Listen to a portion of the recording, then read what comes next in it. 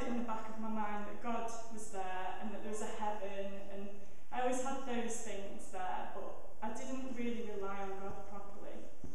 I felt like there were some foundations to my faith when I went to uni the first time, but even then I didn't really explore it. I just got on with my life, had fun, went out with my friends, and I didn't feel ready to make a commitment. I never got confirmed when I was at church before, and I didn't really feel like there was anything missing from my life.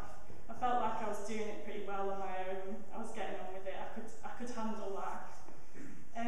Until in April 2009, my mum was diagnosed with multiple brain tumours, which were inoperable and cancerous, and we were told they were quite aggressive. So obviously this was like a big thing to find out. It was really sudden.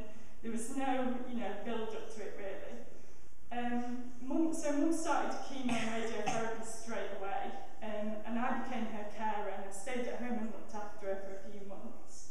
And it was such a difficult thing to come to terms with really, because we were good friends, we spent a lot of time together, and I felt like I was just getting to know her really. Like I'd gone off to uni and I'd come back, and it was just me and Mum had time together to spend.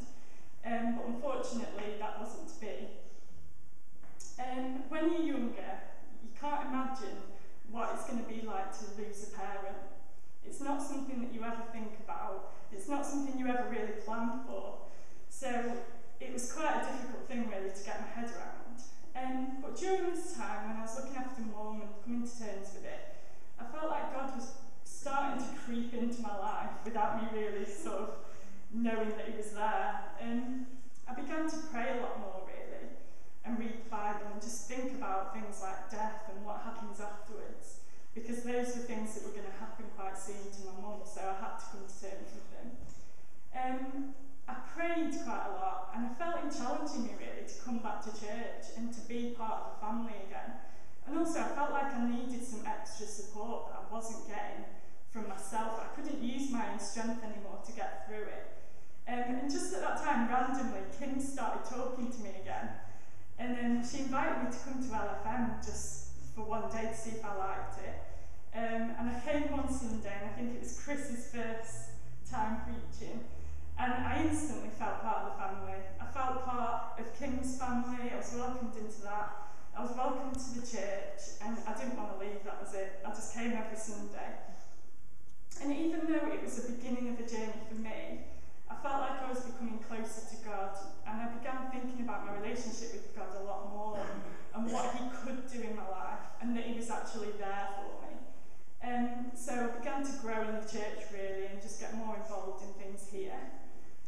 During this time, Mum began to get worse really, and it was at the end of April 2010 when she was rushed into hospital. I went with her thinking that they were going to help her and we were going to come back home.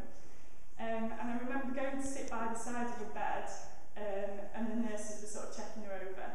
And our Macmillan nurse came and she said, "Are you going to call your dad? Is your dad coming?" And I was like, "Oh, well, he's just going to come after work. I just told him to come after work." And she's like, "No, are you going to call your dad?" And I was like, no, he's just going to come after work. I kept dismissing it. I was like, "No, he's coming later." And she was like, "I think you need to call your dad." And at that time, it was when she told me that she thought this was the end of Mum's life.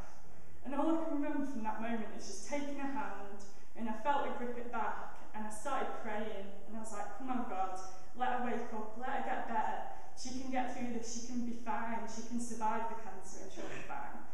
But it wasn't to be, and she got worse and worse, and it got to about 4 a.m. I think, and then I began thinking, actually, this isn't God's will. She's going to have to pass away. She can't go through this pain anymore, because she was just so ill. And when she passed away at about, I think it was about 4 a.m, I always thought when I saw that sort of situation that it was going to be a horrible experience. But actually, I just felt peace, and I felt God's presence in that room with us. And I knew that she was going somewhere, she was going to a better place, and God was with her, and that we weren't on our own. And I knew at that moment that God was the truth, and that everything that I'd heard in this church all through my life was true. And I had no doubt in my mind then. I just knew that it was true, and that God never leaves us, and that even darkest moments, when you just feel like despair, that God is there with us and He's comforting us, and that facing death and seeing death just makes you realise even more that He's here with us, and that there's something more powerful than us that you can never imagine.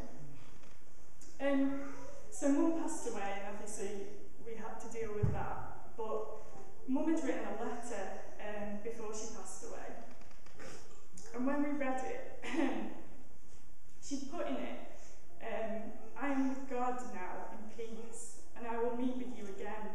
And I think that really stuck with me, really, to think that even through that illness, she had that faith that God was, that God was with her, and that she would be with God after she'd left us, and that we would meet with her again.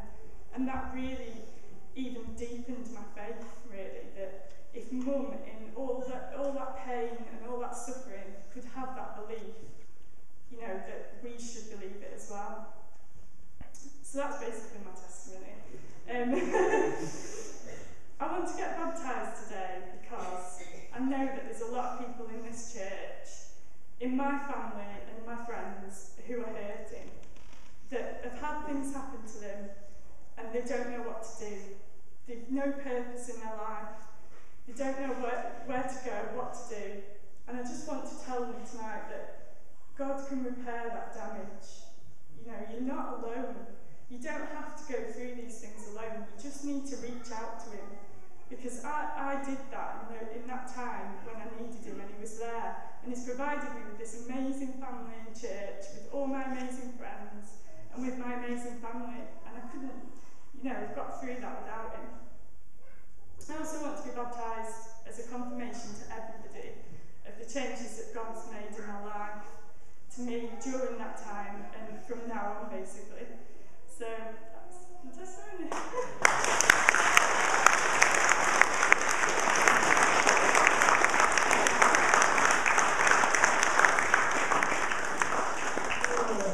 Fantastic. I don't know whether you need to or sound but really powerful story. Right? There's a lot of people sort of sitting right here, loving life. We're going to move